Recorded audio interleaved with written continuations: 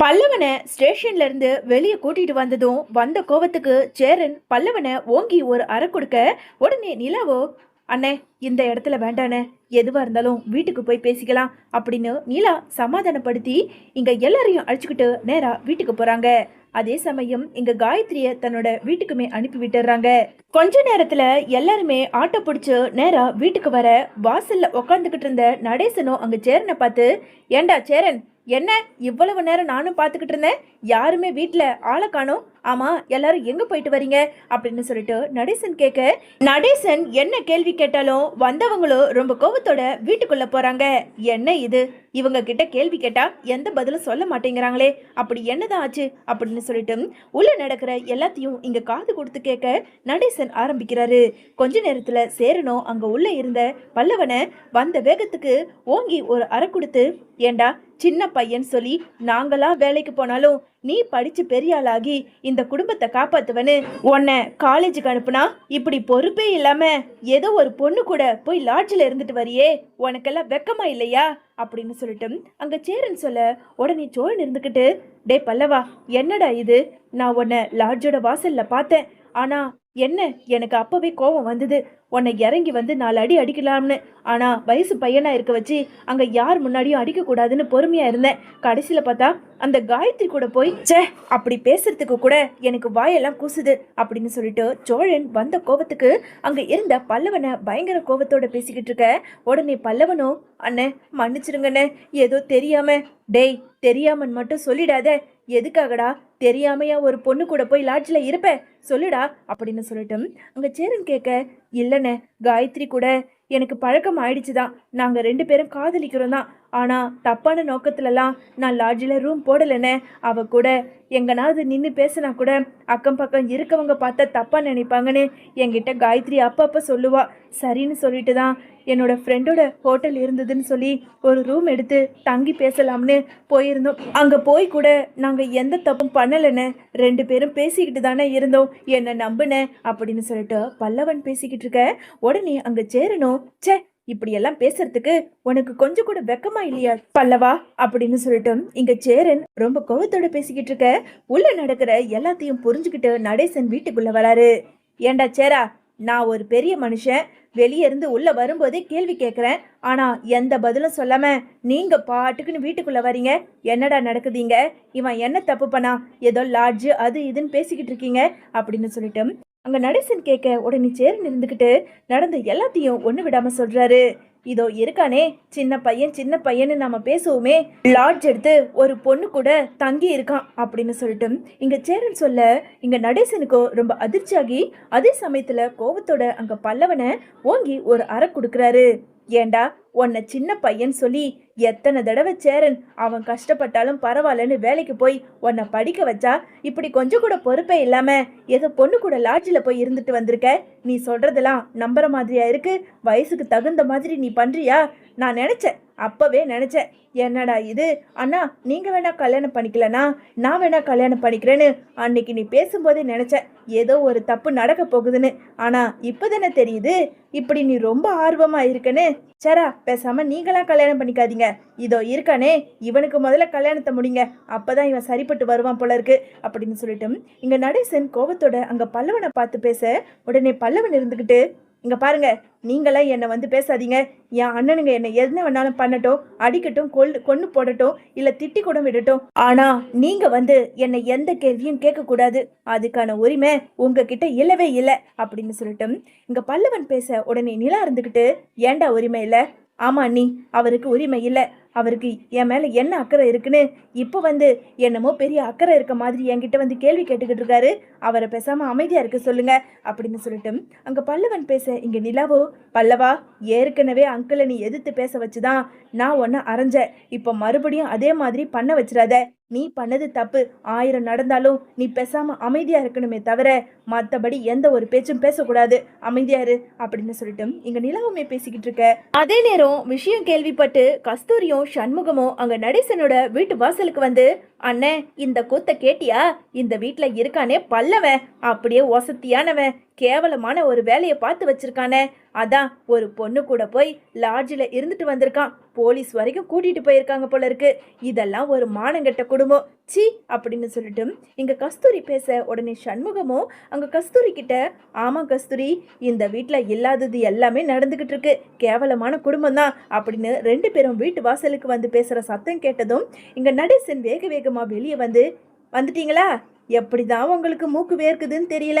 அடுத்தவன் வீட்டில் என்ன பிரச்சனை நடக்குதுன்னு தெரிஞ்சு அதை நோண்டி நொங்கெடுத்து விட மாட்டீங்க போல இருக்கே. அதனால தானே வீட்டு வாசலுக்கு வந்திருக்கீங்க. ஆமாண்டி, ஏன் புள்ள ஒரு பொண்ணு கூட லாட்ஜில் இருந்துட்டு தான் வந்திருக்கான். இப்போ அதில் உனக்கு என்ன பிரச்சனை? உன் பொண்ணை பற்றி நான் போய் மாப்பிள்ளை கிட்ட சொல்லிட்டு வரட்டுமா அப்படின்னு சொல்லிட்டு வந்த கோவத்துக்கு அங்க நடேசன் கஸ்தூரியை பார்த்து கோபத்தோட பேச, உடனே கஸ்தூரி இருந்துகிட்டு, என்னது, என் பொண்ணு வீட்டுல போன் பண்ணி பேசுவியா? உனக்கு அவ்வளவுதான் மரியாதை தெரியுதுல? ஒழுங்கு மரியாதையா ரெண்டு பேரும் வீட்டை விட்டு வெளியே போங்க. உங்களை யார் இப்ப கூப்பிட்டதுன்னு இங்க வந்திருக்கீங்க? அடுத்தவன் வீட்டில் எதனா நடந்தா மூக்கு வேர்த்து இங்க வந்துடுறது, போங்கடி இங்க இருந்து அப்படின்னு சொல்லிட்டு இங்க நடேசன் கோபத்தோட பேசினதும் அங்க இருந்த கஸ்தூரியும் சண்முகமும் போயிடுறாங்க.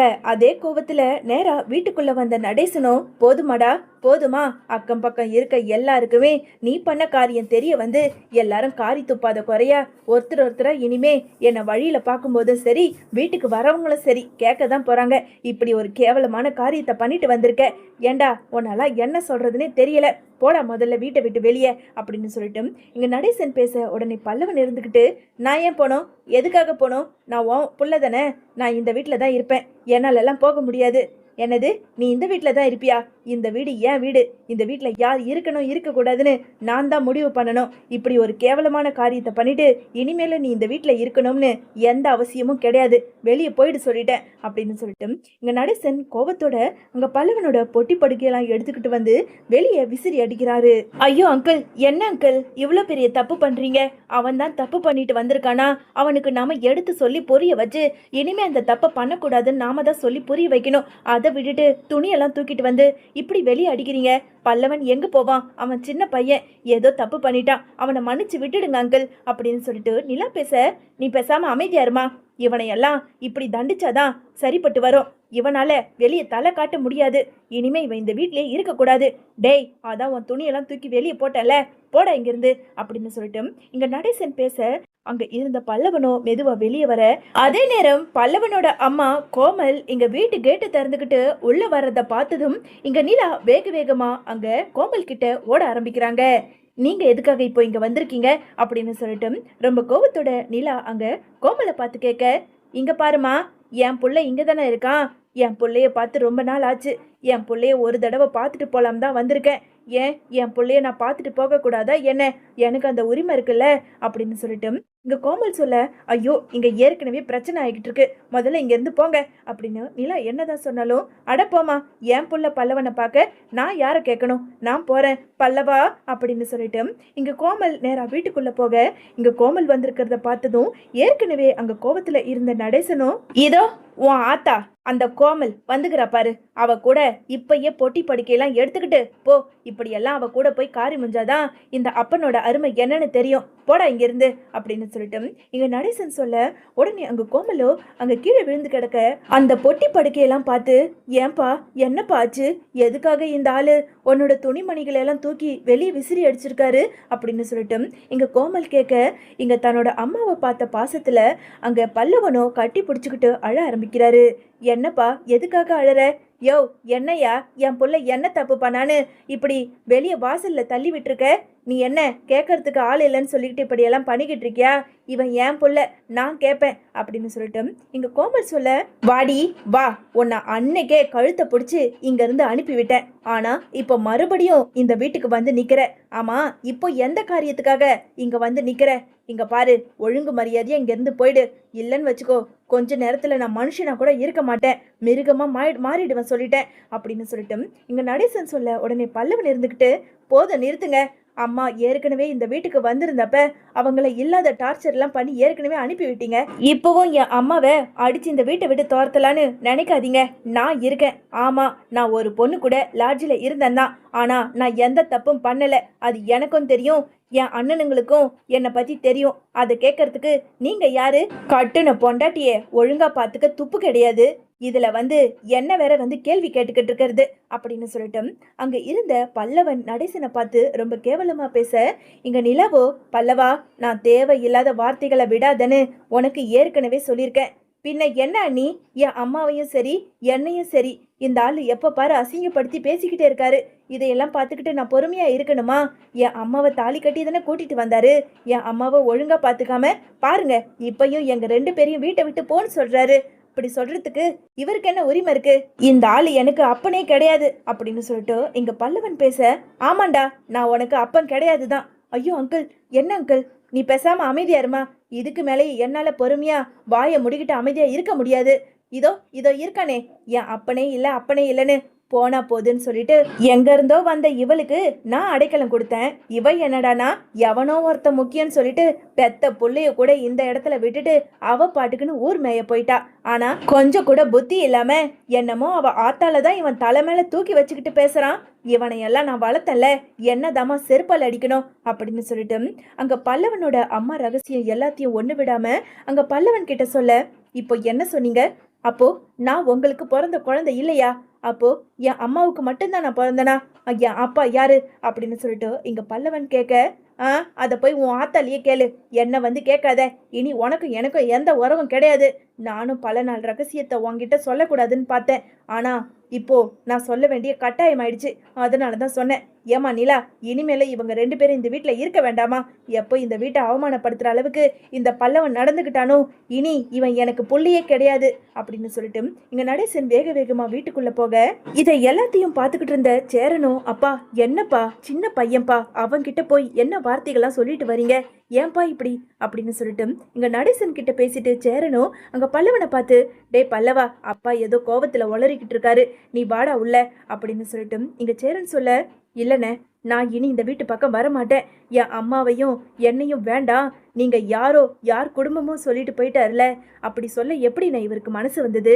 நான் இனிமே இந்த வீட்டில் இருக்க மாட்டேன், நான் போறேன். அம்மா நீ வாமா, நாம போலாம் அப்படின்னு சொல்லிட்டு இங்க பல்லவன் அங்க கோமலை அழைச்சிக்கிட்டு வீட்டை விட்டு வெளியேற இதை எல்லாத்தையும் பார்த்துக்கிட்டு இருந்த நிலாவோ, டே பல்லவா, அங்கிள் ஏதோ கோவத்துல பேசுறாருடா, எல்லாமே சரியாயிடும், நீ வா, நாம உள்ள போகலாம், அவங்கள போக சொல்லு. இங்க பாருங்க, நீங்க பல்லவனை விட்டுட்டு நீங்க கிளம்புங்க அப்படின்னு சொல்லிட்டு இங்க நிலா சொல்ல, அண்ணி, அவங்கள எங்க போக சொல்றீங்க?